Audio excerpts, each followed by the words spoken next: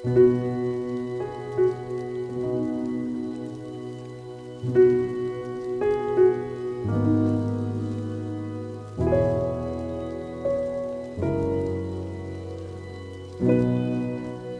15. Love is the Answer. Thou shalt love the Lord thy God with all thy heart, and with all thy soul, and with all thy mind. This is the first and great commandment, and the second is like unto it.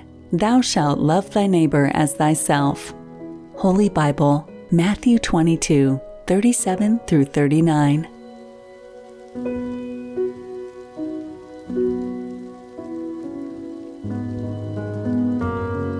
On the cold Christmas Eve of 1914, with the bitter chill of winter settling in and the echoes of battle temporarily silenced, a sense of shifting sediment swept through the trenches along the Western Front of World War I.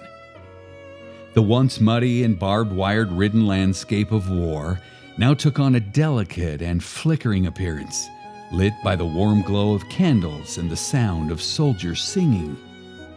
Across the barren no-man's land, which was typically filled with danger and death, carried the sweet notes of carols and messages of warmth and love. This unusual event has become known as the Christmas Truce of 1914, a demonstration of the deep human need for peace, even amid terrible times. The soldiers were promised the fighting would all be over before Christmas, a ray of hope amid war. But like so many other things they were told about the conflict, it was a cruel lie. The battle began in July 1914, and by the time Christmas rolled around, there seemed to be no end in sight. Countless soldiers were huddled together, clinging to life in the frozen trenches. The bitter cold seeped into their bones, numbing them to the constant fear and danger that surrounded them. The brave men were only just meters away from their enemy, with their British and German trenches separated by as little as 30 meters in some places. The air was thick with the stench of death and decay, a haunting reminder of the countless lives lost in this meaningless war. As they huddled together for warmth and comfort, they could only pray for an end to the endless cycle of violence and destruction. Under the cover of darkness, the weary German soldiers began to unwrap their precious gifts from home. Shouts of joy and excitement filled the air as they discovered small treasures from loved ones, including Christmas trees adorned with flickering candles. As the lanterns were lit and placed on the edge of the trenches, a soft glow illuminated the faces of the soldiers.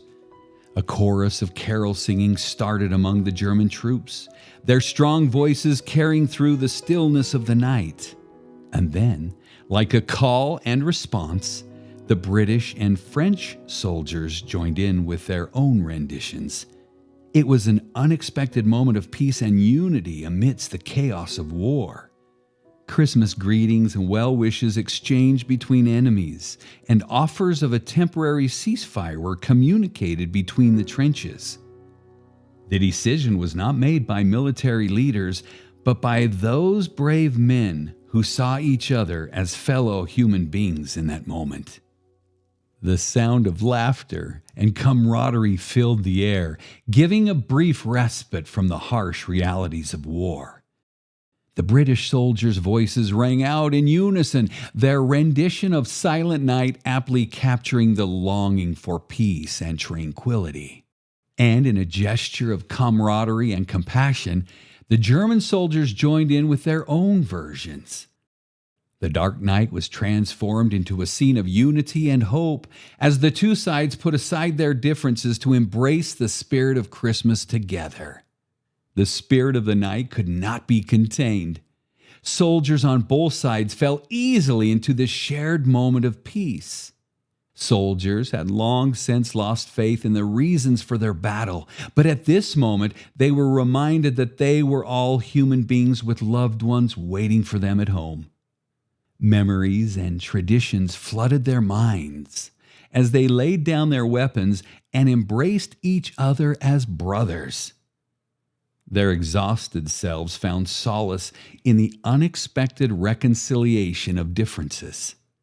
At dawn on Christmas Day, the truce continued, culminating in what was a supremely historic event when thousands of soldiers emerged from their dugouts and the trenches. Eventually, it became clear that the soldiers on both sides were no longer enemies, but brothers in arms.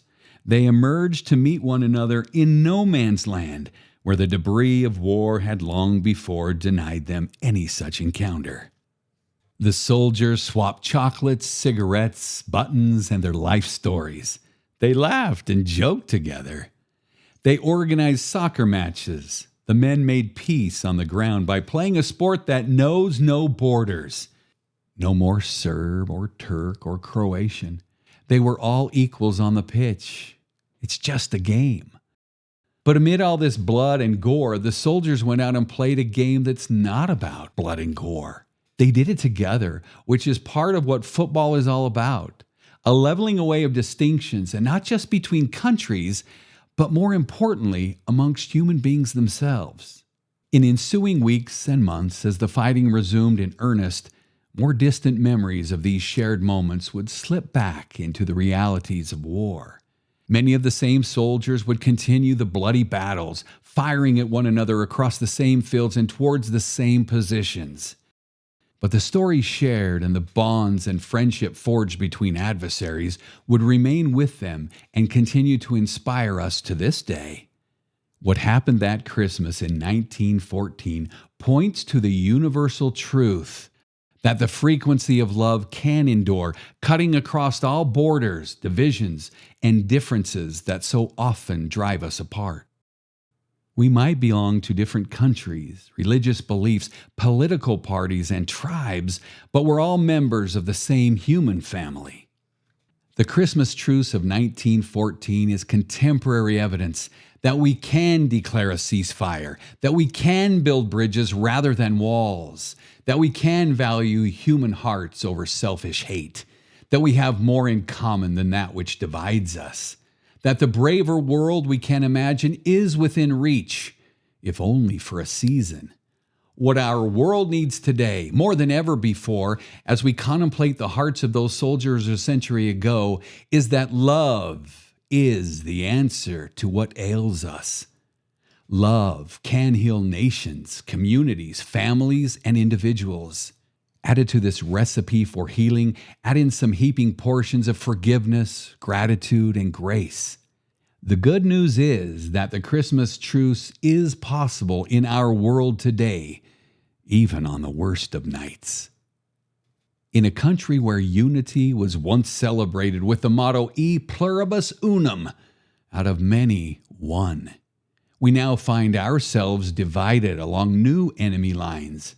Our communities have dug deep trenches, and our differences have been amplified by traditional and social media. Neighbors no longer trust each other. Families struggle to maintain civility during holiday gatherings, and friendships are severed because of opposing ideologies. People on both sides of the political spectrum harbor intense hatred for their fellow citizens, forgetting that we are all part of the same human family. The sense of division and animosity has reached every corner of our society, fueled by fear tactics and propaganda from the media. It appears there is no point in seeking common ground or bridging the gap between us anymore. Cable news jockeys for ratings. 90% of all the media in America today is controlled by a handful of corporations. They profit from intensifying friction, not spreading relief. Headlines scream for eyeballs and clicks, snipping off friendships and accelerating familial tumult. This wide divide in our country and throughout the world appears to be just politics. But underneath the surface, a more sinister story is emerging. Conflicts are no longer just political. They are more than that. It is a cosmic battle of good versus evil. If it bleeds, it leads. Now, that's been the battle cry of news organizations long before I started reporting the news 40 years ago. Among other dangerous addictions, Americans have become addicted to outrage. Those suffering wallow in chaos and look for a fight at every turn. Like a battlefield on the Western Front, social media has become the battleground for lives and reputations. Casualties fall left and right as users unleash their words with no regard for collateral damage and unintended consequences. But instead of using it less, we should use social media more intentionally. Use your little piece of internet real estate to spread light and love, to make a positive impact on those who may stumble upon it. Don't succumb to sharing mean memes or following toxic people. Instead, surround yourself with people who inspire and motivate you. Build genuine, uplifting relationships. Resist the urge to mindlessly scroll and engage in negativity and bitterness. Let your presence on social media be a force for good in the world. Paulo Coelho wrote in The Alchemist, "When we love, we strive to become better than we are. When we strive to become better than we are, everything around us becomes better too." I know that everything changes when you do. Be authentic and vulnerable. Vulnerability is your superpower. Bob Marley said, "The problem is people are being hated when they are real and being loved when they are fake." The world needs our movement more than ever before. Not a political one with its rhetoric and debates, but a personal movement that calls us to be more elfish. It's time for each one of us to recognize our individual responsibility to restore civility and transform our communities, creating an environment that resonates with the frequency of love. This cure for dissonance cannot be found in laws or policies, but rather in the power of love itself. Love can heal even the most broken of souls. It begins with respect, dignity, and a recognition that our shared humanity amidst a world filled with constant vilification. We must make a conscious decision to look beyond the headlines and angry rhetoric, seeing the person beneath it all. Once we have done our own personal work and healed our own hearts, only then can we come together as members of the human family to heal our collective soul and unite behind the central message of love. The greatest weapon against dark and selfish people is to refuse to become one ourselves. For the purposes of my mission as a soldier in this movement to be less selfish and be more elfish, I define elfish as of a person, action, or motive, unselfish consideration for others, concerned chiefly with other people's profit or pleasure, making the world a better place to live year-round. Santa is the happiest man on earth, and the elves at the North Pole are the happiest people on the planet because they are elfish. Selfishness is often thought of as natural, an innate state of mind under which a person prioritizes their own feelings and interests above those of others. Self-care and healthy self-love are of course essential, but an excess focus on oneself can lead to tremendous harm in one's mental, emotional, physical, spiritual, and social well-being. Awareness of these harmful effects can help steer one toward a more compassionate and fulfilling way of living. Mental effects. Selfish thinking can become reality distorting in several ways. For instance, consistently focusing on one's own perspective can blur one's vision to the needs and concerns of others. Tunnel vision can enable unhealthy ideas to form and flourish. For instance, ulterior thoughts such as anxiety and paranoia about losing what one cares about arises subconsciously. In addition, selfishness can limit cognitive flexibility, the ability to apply one's thinking in new ways to changing contexts, in turn reducing the potential for personal growth and flexibility, both of which are necessary for remaining resilient in an ever-changing world. Emotional effects.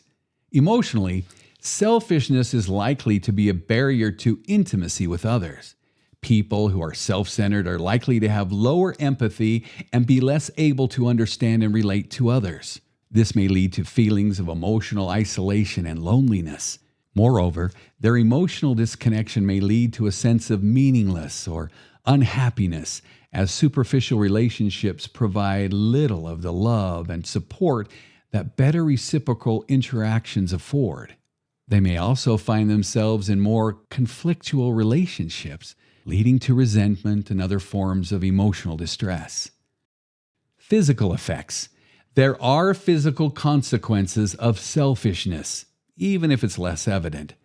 Selfish habits can give rise to stress, which we know from our research to be pathologic, causing a lot of illnesses such as heart disease, obesity, and poor immune outcomes.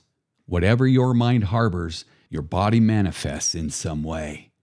Stress often manifests itself in aches and pains or that weakened immune system, which makes one more prone to developing an illness. There is also the distress of not being involved in group activities, family, friends, and community, which results in a reduction in physical activities, and the sedentary lifestyle affects our health. Spiritual effects. Spiritually, selfishness can mean feeling disconnected from things such as one's spiritual beliefs or sense of self. If self-interest guides only a person's words and deeds and not ethical rules or codes, then acting immorally might create an inner conflict and pain. Many religions or spiritual traditions advocate for altruism and interdependence. An egoic focus can mean feeling more hollow or lacking meaning. Existential angst that makes one feel empty might result from being guided by selfishness, and the quest for fulfillment will not be satisfied by selfish acts. Social effects. When selfishness drives out social care, it drives out families, friends, and good company. Those who behave selfishly often ostracize themselves by being perceived as self-absorbed or worse, pitiless towards the suffering of others. They feel left out, and others, rightly or wrongly, begin to feel the same way. Without the support of others, a selfish life can quickly become a lonely one, as the failures of selfishness beget loneliness. Communities are built on cooperation, sustenance, and generosity. Selfishness undermines these key dynamics, causing communal life to devolve into partisanship, rivalry, and competition. Transformative power of being elfish. Instead of corroding into the negative spiral of selfishness, an outwardly focused life of loving, elfish concern has the potential to create a sort of chemical cascade that leads to tremendous positives in the soul and in one's life. Caring for others builds relationships, gives emotional strength, and promotes citizenship. Enhance mental health. I have discovered that being more elfish can improve mental health. The act of elfishness can release endorphins, and a helper's high results in reduced stress and anxiety. The positive reinforcement creates a continuous cycle of comfort and can put the elfish person in a state of equilibrium and calm. Deeper emotional connections. On a relational level, being elfish increases one's empathy and capacity for connection with others. Elfish people tend to take the time to listen to the people around them and are better at empathy. By listening to and thinking about others, they increase their relationship capital through the fundamental social process of emotional reciprocity. They end up building up a network of support that helps them negotiate the uncertainty and challenges of life. Improve physical well-being. Aside from addressing underlying mental health problems, community activities and acts of elfishness often involve large numbers of people, sparking social interactions and physical movement that can improve your physical health. Acts of elfishness, such as volunteering, often lead to better health outcomes as well.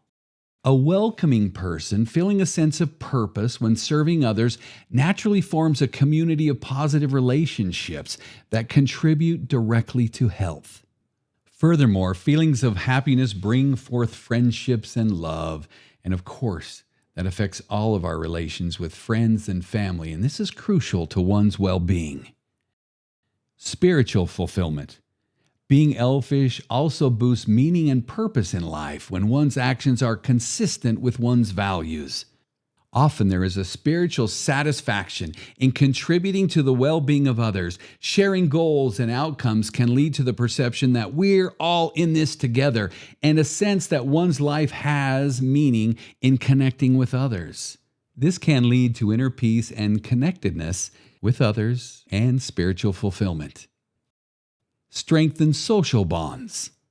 Being elfish will make the community stronger and more cohesive. People who think beyond their own welfare seek to meet the needs of the group, creating a strong social fabric characterized by trust and cooperation. The benefits of strong social bonds go deep. They make people happier and healthier. Families are enriched by elevated levels of reciprocal elfishness and mutual support. This is not a fight between being selfish and giving into the needs of others. It is not a war that demands it's either or, but it's both. Elfish behavior is not all or nothing. It's about giving, and it's about receiving, and both are essential to a life well lived. By understanding the costs of selfishness and taking the path to empathy and elfishness, we can change our minds and our lives. I believe in two primary purposes of our lives: to learn how to truly give love and to become a lovable person. It's a two-sided coin. You are here to transmit love and to receive love. Are you making it possible for others to easily love you? Or do your words and behaviors make it unbearable to be in your presence? Pause for a moment and truly be introspective about that question. Are you capable of receiving love? Take responsibility not to be a jerk. You will receive love in direct proportion to your ability to be loved. The balance of giving and receiving love is essential to the frequency of 528. We are here to help each other along this journey of life. What will be said of you 10, 20, 30 years from now? Will your selfish behavior fade as the setting sun? Or will your elfish life make it easier for those who will follow you? The King's Highway. Once a king had a great highway built for the members of his kingdom. After the highway was completed, but before it was open to the public, the king decided to have a great contest. He invited as many in his kingdom that desired to participate. Their challenge was to see who could travel the new highway best. On the day of the contest, the entire kingdom came to participate. Some of the men drove fine chariots. Some wore fine clothing. Some had new hairdos. Some brought great food. Some young men even came in their track clothes and ran along the highway. People traveled the highway all day, but each one, when they arrived at the end, complained to the king that there was a large pile of rocks and debris left on the road at one spot, and this got in their way and hindered their travel. At the end of the day, as the sun was setting, a lone traveler completed his journey on the new highway. The old man was tired and dirty. He wearily walked over to the king with profound respect and handed him a bag of gold. The old man explained, "I was traveling down your new highway today, and I was tripped up by a huge pile of rocks and debris that was blocking the road and making it hard for others to travel. This bag of gold was under it all, and I want you to return it to its rightful owner." The king replied, "You are the rightful owner." The old man replied, "Oh no, this is not mine. I've never known such wealth."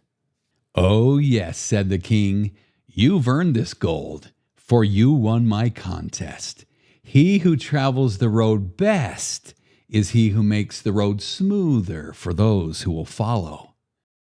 Being elfish is built on a healthy foundation of healthy self-love and then generously giving of our time, talents, and resources to make the road smoother for those who will follow us. He is Christmas. With the first ember-colored rays of the sun shining over the hills of Galilee, a man appeared who would change the world. He walked among the people, not from a throne where homage was required, but as a friend, spreading his hand in welcome, Jesus of Nazareth. His life and preaching became emblematic of one word, one concept that would reverberate around the world: love. This message is simple and profound, and the Gospels of Matthew, Mark, Luke, and John testify to it.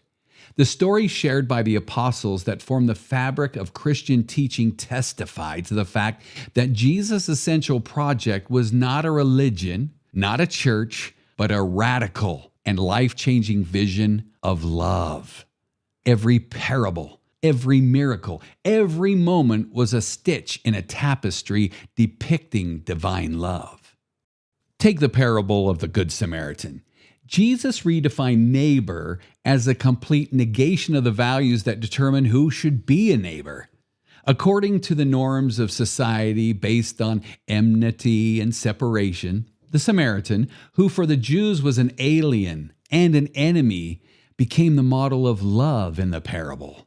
Unlike the priest and the Levite, who, based on those values, passed by the wounded traveler, the Samaritan stopped to help, going against the prejudices and values rooted in the culture and religion. With those few single words in a beautiful parable, Jesus taught that love is not determined by race, religion, or societal class. Amid a world often characterized by prejudices and hatred, he revealed that love is the answer. Then there is the parable of the prodigal son, the child who squanders his inheritance, but finds his father waiting to embrace him at home. It was unconditional acceptance there, a reminder of the enormous resources of divine love that are available regardless of what we might get ourselves into. It's a parable inviting us to recognize the sacred power of love in reconciliation, to offer one another what God offers to us. Even more shocking and subversive, however, is his teaching about loving one's enemies. Love your enemies and pray for those who persecute you. Matthew 5:44. In a world where so much resentment was fermenting, Jesus pointed the way to a radicalism of love. For him, love was an act of will, a conscious choice on which one could reflect and resolve, and one that could remake the world in its wake. From this teaching sprang an ethic of love that gathers in force the more hostility increases. But as the centuries wore on, the message has gotten lost in the weeds of individualism, prosperity cults, and harsh moralism. Prosperity gospels promise wealth if only we have faith, but they are all too often built on a misunderstanding of the importance of the message that everything, including prosperity, should depend on love. It is in love that we find true abundance, a truth which gets lost beneath layers of cultural accumulation and materialism. Radical love can get lost in the jargon they preach from the pulpits, where their theological critiques and socioeconomic analysis have drowned out the simple, sincere message. Love is the answer. Many churches have become citadels, defending their dogma rather than the open table that Jesus set before the world, a circle of love in which we all dine and no one is excluded. The focus is on being right rather than on being right with one another. Rules add to the mixture that complicates instead of illuminates the gospel of love. It is not a gospel of checking boxes to look good and earn credits, but a way of living from the inside out that produces good fruits. All the beauty of Jesus' teachings lies in their radical simplicity. Strip away the sanctimonious commentary and pious interpretation, And what you have left is the radical message of love, to serve the poor, to side with the oppressed, and to welcome the stranger. We don't do it out of fear or duty, but because it's an expression of love for our fellow human beings. Let us hear His message of love echo and reverberate in our hearts. Let us remember, in the echo of His words and in the reverberation of His actions, that at all costs, love should be at the center of it all. It is up to each one of us to regain this central mission, to tear down the walls that have grown and proliferated over the centuries. Let us not simply hear the words of Jesus, but let them become our actions, the breaking, the healing, the opening of the heart. Love is the frame that alters the very fabric of the world around us. It opens our eyes to see the neighbor we have never truly noticed before. And suddenly, they become a whole person, a reflection of our own deepest selves. They become companions on our journey, walking alongside us through life's trials and triumphs. And with love as the frame, even the face of a stranger reveals a familiar piece of ourselves. We realize that everyone is searching for something just like us. Love transforms not only our individual relationships, but also our communities and humanity. Its power knows no boundaries, and its reach extends far beyond what we can comprehend. Let's return to the origin of Jesus' one word, that which we sometimes take for granted: love. It is this redeeming love that has the power to fill a world desperate for the purest form of divine affection and compassion, setting it ablaze with hope and light. Every person you meet is battling their own struggles unknown to you. Be kind. Love is not just an emotion, but acts you do every day. And healthy self-love is not selfish, but essential. Love is a promise, one made from the depths of the soul and bound by compassion and understanding. It's where we find our true home. Love is my religion. Patience and kindness are its pillars. It does not envy or boast, nor does it take pleasure in dishonoring others or seeking only personal gain. It is not easily angered and doesn't hold any grudges. We don't keep score in life. Love delights in truth and righteousness, always protecting, trusting, hoping, and persevering. And most importantly, love never fails. As a child, I grew up in a home steeped in conditional love. Affection and acceptance were granted with strings attached. I lived in fear to conform to the strict beliefs of my family's orthodoxy, excel in academics, and avoid standing out in any way. But true unconditional love is not synonymous with reckless abandon or lack of boundaries. It is pure and elfish love that carries with it sacred boundaries designed to protect the hearts and lives of all involved. As parents, we love our children unconditionally, no matter what mistakes they may make. And in a loving relationship, loyalty and fidelity are deeply cherished values. But if one partner chooses to betray that trust through infidelity or deception, we must make the difficult decision to keep them at a distance. This does not mean we stop loving them. Rather, we choose to love from afar for the sake of our own well-being and the integrity of the relationship. When we feed the hungry, clothe the naked, and welcome strangers, we do it unconditionally, but it must have healthy boundaries. It does not make you selfish to have clear boundaries. Setting up these boundaries well in advance will reduce the amount of heartache we suffer. Someone once wrote, quote, "I hate when people say, if you love me, you'll accept me as I am. Loving you doesn't mean tolerating your refusal to develop emotional intelligence, and it means healing your dysfunction. If you loved you, you would do the work so people who love you don't feel forced to walk away." End of quote.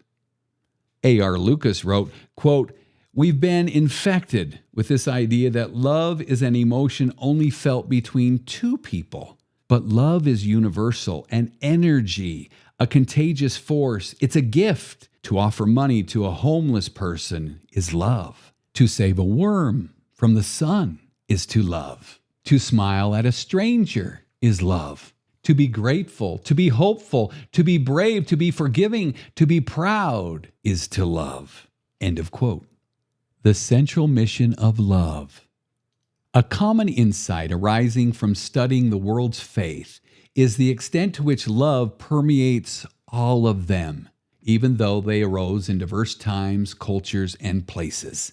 Notwithstanding these differences in context, culture, and period, their key messages all converge on love. Love of God, love of self, and love of neighbor. Despite the wars and conflicts that have troubled human history, frequently on the grounds of differing beliefs, the same source of goodness lies in love. We can use love to heal our societies, cultures, and economies. Some of the world's most influential religions, Christianity, Islam, Hinduism, Buddhism, and Judaism, all share a common code of ethics that implores believers to cultivate love and compassion for others. Christianity. The core of Christianity is the command to love thy neighbor as thyself. Mark chapter 12, verse 31. Jesus' teachings stress love as the supreme virtue and calls upon us to forgive, empathize, and make sacrifices. Islam. The Islamic injunction is rooted in notions of unconditional love and concern for all of creation based on Rahmah, mercy, and Tawhid, the unity of God and humanity. The Quran exhorts believers to be just and fair to one another and to love one another in the words, "None of you truly believes until he wishes for his brother what he wishes for himself." Hinduism. Similarly, the concept of ahimsa, not to cause injury or to kill, is a fundamental principle in Hinduism, which has reverence for all life and resulting in love and respect for all living things. The teaching of compassion and duty to one another run through the Hindu texts like a thread through a tapestry. Buddhism. Buddhism emphasizes a practice of loving kindness, the Pali word metta, a crucial aspect of spiritual transformation. The Eightfold Path exhorts practitioners to cultivate loving kindness and compassion towards all sentient beings. Judaism. The second of the great commandments, that you should love your neighbor as yourself. Leviticus chapter 19, verse 18.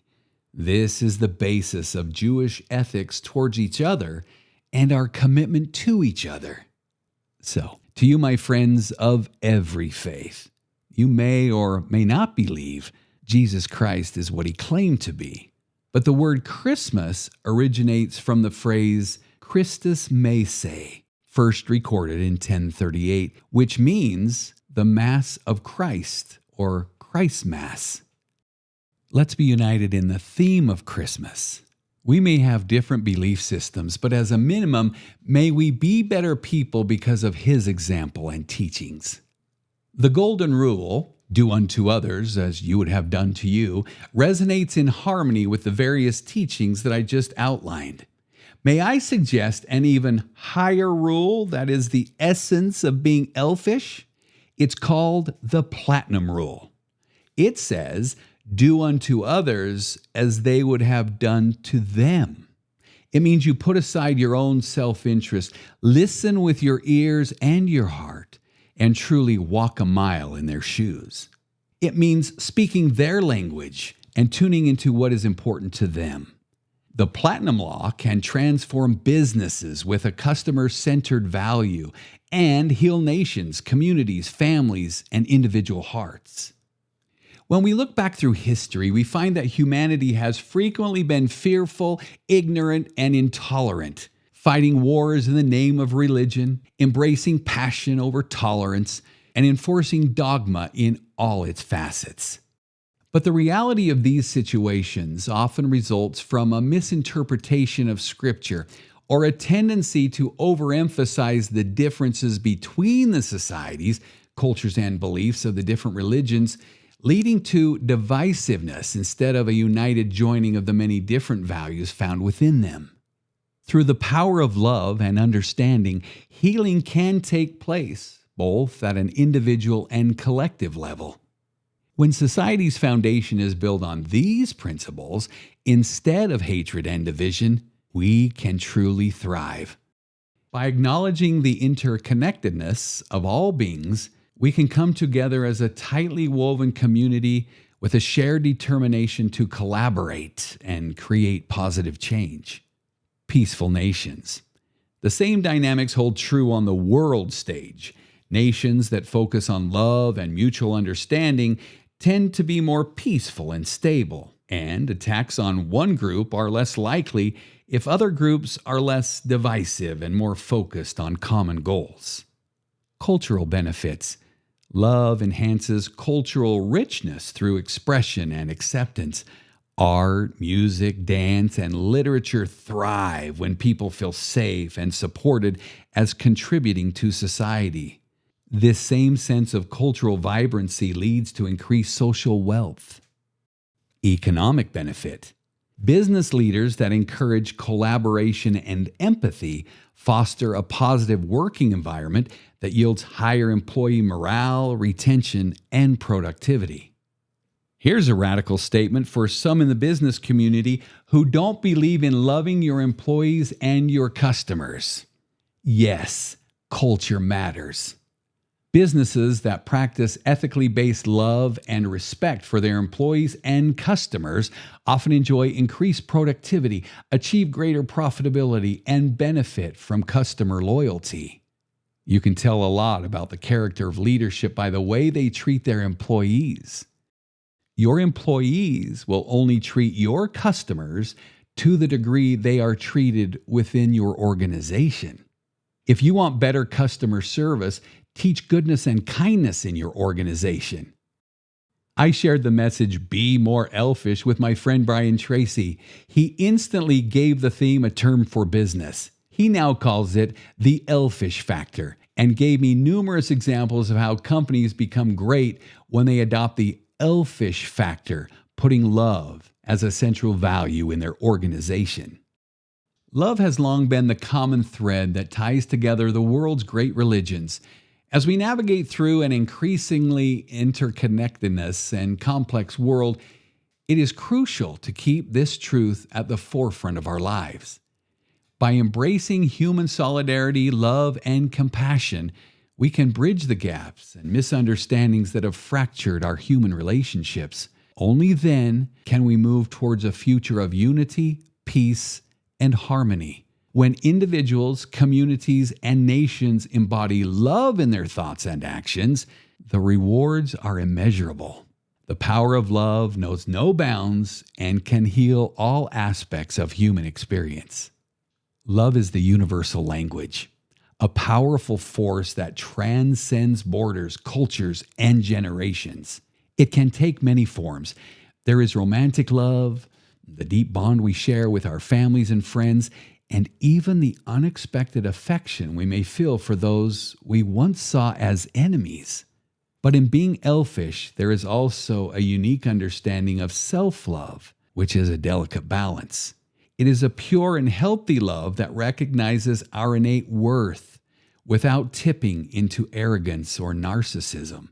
This kind of self-love allows us to embrace our strengths and acknowledge our flaws while still treating ourselves with compassion and respect. And by doing so, we are better equipped to navigate the external world and build meaningful connections. We can confidently set boundaries, cut ties with toxic individuals, and seek out those who bring joy and positivity into our lives. But for many of us, loving ourselves is a challenge. Societal pressures, past traumas, addictions, and internalized self-loathing can all slowly erode a healthy sense of self-love. In turn, shame, guilt, and self-criticism emerge, along with self-sabotaging behavior that actively erodes our capacity to love. It is in this space that the interconnectedness of love, forgiveness, and grace becomes vital. It is impossible to love another person with greater intensity than the love we have for ourselves. For love cannot be given to someone if it does not first reside within us.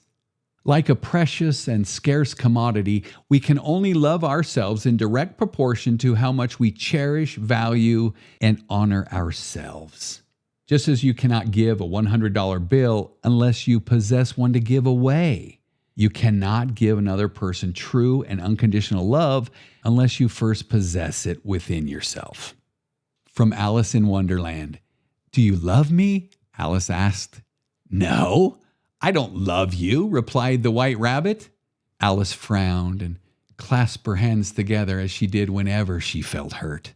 "See?" replied the White Rabbit. "Now you're going to start asking yourself what makes you so imperfect and what you do wrong so that I can't love you at least a little. You know, that's why I can't love you. You will not always be loved, Alice. There will be days when others will be tired and bored with life, will have their heads in the clouds, and will hurt you, because people are like that. They sometimes always end up hurting each other's feelings, whether through carelessness, misunderstanding, or conflicts with themselves. If you don't love yourself, at least a little, if you don't create an armor of self-love and happiness around your heart, the feeble annoyances caused by others will become lethal and destroy you. The first time I saw you, I made a pact with myself. I will avoid loving you until you learn to love yourself. Remember, love is a frequency, 528 hertz. Imagine listening to your favorite radio station as a kid. I know, now I'm showing my age. And you tune in to the frequency in your local broadcast area, like, say, 98.7 FM. That means there is a transmitter somewhere sending their programming out into the ether that is then received by a receiver, the radio. Here's the challenge. You are both a transmitter and receiver of love. If you are transmitting at 6:30 a.m., you will never resonate with someone at 100.7. It's impossible. It's an immutable natural law. Regrettably, too many of us are our own worst enemies. We are held prisoners in a cell of self-doubt, self-criticism, and self-hatred, unable to fully embrace and appreciate ourselves for who we truly are. We are taught to love our neighbors with the same intensity and compassion as we love ourselves. This means that genuine love for others can only come from first learning to love and accept ourselves unconditionally. When we have a healthy sense of self-love, we become less affected by the opinions and judgments of others on social media and within our social circles. In fact, when we've reached a level of true freedom from caring about what others think or say about us, we have achieved an incredible state of personal liberation. Self-love and self-forgiveness generate from within a calmness that helps us to cope better with conflict and adversity. Because we know we are worthwhile and valuable, we are less likely to be sensitive to criticism and better able to engage in conversations about the problem. This helps to create a more respectful relationship, but also one that is better able to cooperate and support others and the wider society because it is more compassionate and empathic. Forgive freely. To fully embrace our divine worth and behave with love, we must first learn to forgive ourselves for every brainless, wicked, or stupid word said or action we've ever committed.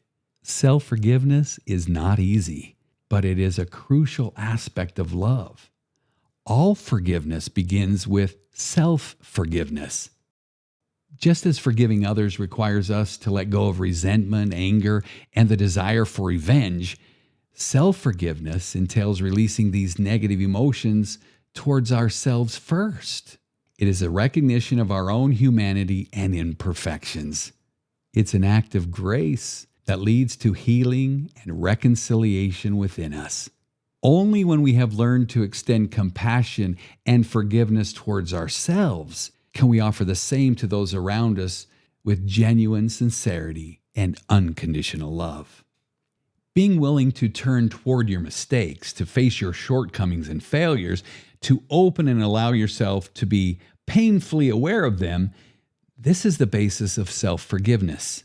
It says that you are willing to look at all of your faults, as vulnerable and painful as that might be, and allow yourself to let go of the past. It is a foundational aspect of healing and growth, the most foundational asset of all. Self-forgiveness helps us to release the toxic emotional hooks that prevent us from loving ourselves and moving forward in life. Without self-forgiveness, you are stuck. You have damned yourself from progress. To self-forgive is not to pretend things did not happen or deny or justify one's transgressions. It requires acceptance of our feeble human nature that makes us error-prone and forges our identity.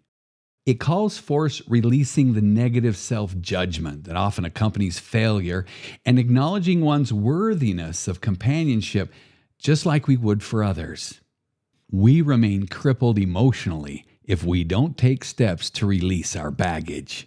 Self-forgiveness is a key element of emotional and psychological well-being. Forgiving ourselves for mistakes and missteps frees us to move on, to learn from the past, to be present in the here and now. When we forgive ourselves, we no longer remain in a self-imposed prison of regret. Instead, we are liberated by our ability to transform and grow. Next, forgive your parents for any mistakes or shortcomings they may have had while raising you. Remember, they were doing the best they could with the knowledge, skills, and resources available to them at the time. They were still learning and growing themselves while also trying to raise you. It is rare to find someone who had a perfect childhood with perfect parents.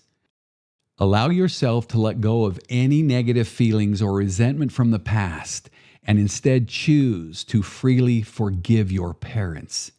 This act of forgiveness will bring increased compassion and love into your life as you move forward on your journey. Finally, release the burden of grudges and forgive everyone else who has ever wronged you. Holding on to anger and resentment is like taking a toxic poison and hoping the other person dies. Beyond the emotional toll, holding on to negative emotions can also manifest in physical and spiritual consequences. Forgiveness is misunderstood as simply absolving someone of their actions or character, but it's a powerful act of self-liberation that allows us to let go of the heavy weight of bitterness and rage.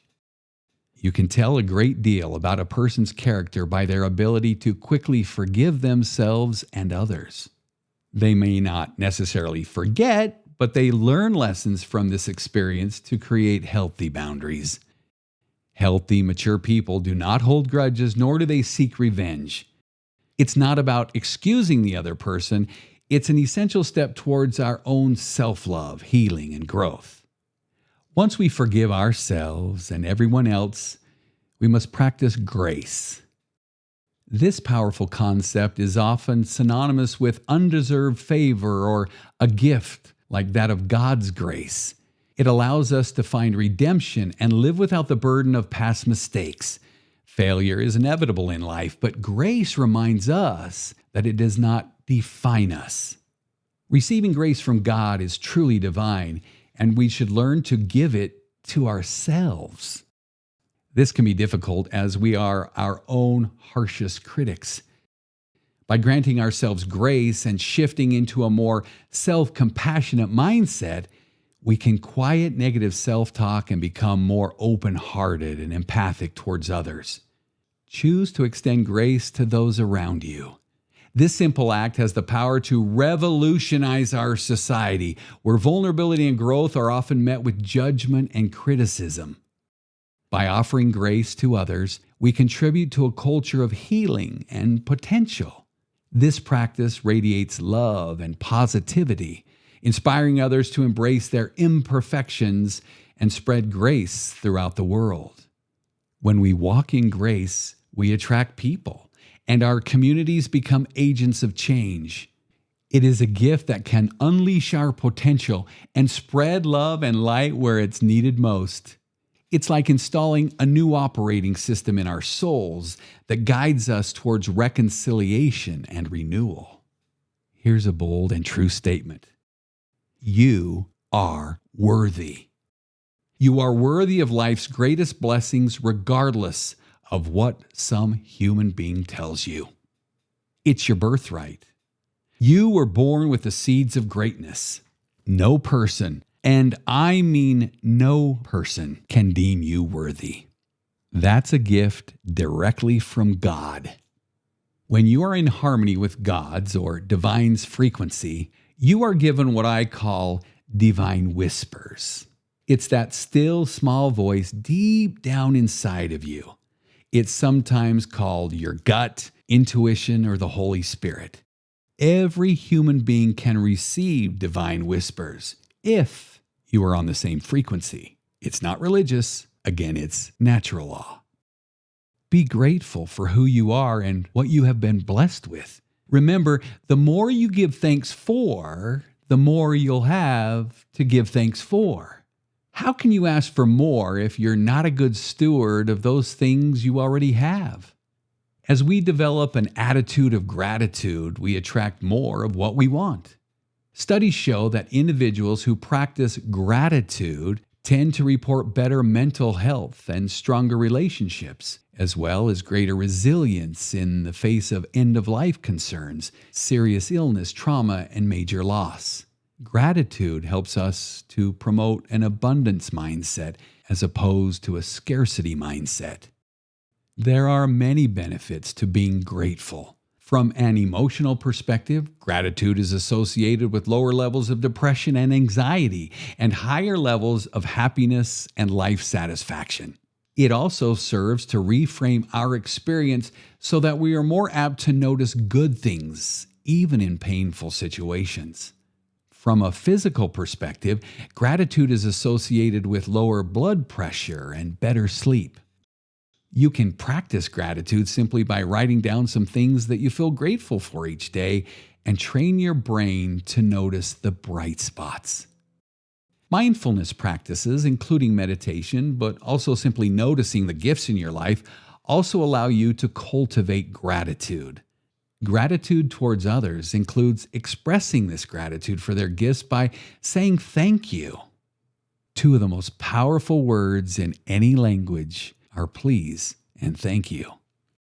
The way we bear the fruit of our love is by serving others in an elfish way. The warm, deep feeling of love coming up from our core is all very well and good, but as love grows in our hearts, it stirs and motivates us to serve those around us. Service to others is a profound, generous action, not a matter of obligation, but as an expression of being engaged with the needs of other human beings, an expression of compassion, of empathy, and of respect for the human spirit. Serving others enhances both the giver and the receiver. It is a basic tenet of human community. Serving others helps people feel they belong, that they are part of something bigger than themselves. When we serve others, we create connections that bring us together. Serving others can reduce feelings of loneliness and isolation. Serving others fosters gratitude and humility. It broadens our perspective, showing us the hardships and victories of others, and reminding us of the things we can be thankful for. Mahatma Gandhi once said, "The best way to find yourself is to lose yourself in the service of others." Service is one of the most potent ways to find our true selves and unleash our potential. Your service can motivate others. When others see you serve, it can inspire them to be more elfish. Our tendency to help others is strongly influenced by witnessing acts of service. Serving others can help us step out of our own comfort zones, diversify our understanding, and improve our perspectives. As Dr. Martin Luther King Jr. noted, Life's most persistent and urgent question is, what are you doing for others? Service to others is truly a win-win for our communities, for those who give and for those who receive. Random acts of kindness don't have to be random if we express ourselves through loving service to others every day. Dr. Seuss wrote, "Be who you are and say what you feel, because those who mind don't matter, and those who matter don't mind." It's impossible to connect with every person on this planet. As you become more elfish, you may find it difficult to explain your thoughts and belief to those who are not on the same frequency and vibration as you. It can be frustrating. Let go and accept that they may never understand you. The frequency gap between you is too wide, and that's perfectly fine. Our time on earth is simply a classroom to teach us how to love and how to be loved. People come into our lives for a reason, season, or a lifetime. Your vibe will attract your tribe. Live your life with radical love, and people may think you are different. Love people anyway. One of my favorite poems is written by Mother Teresa. People are often unreasonable, irrational, and self-centered. Forgive them anyway. If you are kind, people may accuse you of selfish, ulterior motives. Be kind anyway. If you are successful, you will win some unfaithful friends and some genuine enemies. Succeed anyway. If you are honest and sincere, people may deceive you. Be honest and sincere anyway. What you spend years creating, others could destroy overnight. Create anyway. If you find serenity and happiness, some may be jealous. Be happy anyway. The good you do today will often be forgotten. Do good anyway. Give the best you have, and it will never be enough. Give your best anyway. In the final analysis, it is between you and God. It was never between you and them anyway. I close this audiobook with a challenge. Say the words, "I love you," more often and mean it. Tell those close to you that you love them. There is no guarantee you will be here tomorrow. Then demonstrate the words with action. As the great prophet Nike once said, just do it. Everything is a prelude to action. Yes, men can say, "I love you" to other men. No, you don't have to turn in your man card for saying, "I love you." I want you to know, I love you. I may have never met you, but I love you because you are a member of our human family. We may look different. We may have different beliefs and speak a different language. Love is universal, a frequency. We are a part of the great whole. We are here to learn how to love and how to be loved. My dear friend, we've barely scratched the surface of the concept of love. For love is not just a feeling, it's a divine force that has the power to change hearts, move mountains, transform lives, and shape the world around us. I am eternally grateful for the thousands of beautiful experiences I have seen through Santa's eyes since that first Christmas season of 1999. I have learned so many great life lessons, and I've only shared a few of them with you here in this audiobook. I am forever changed, motivated, and inspired by the thousands of lives that have touched my soul while wearing the sacred red suit. It's a sacred duty to represent Santa Claus and all of us that share his message of love and kindness. Let us journey together on this path of understanding and embrace all that love has to offer. Keep shining brightly because someone out there needs to be guided by your light. To be continued. The end.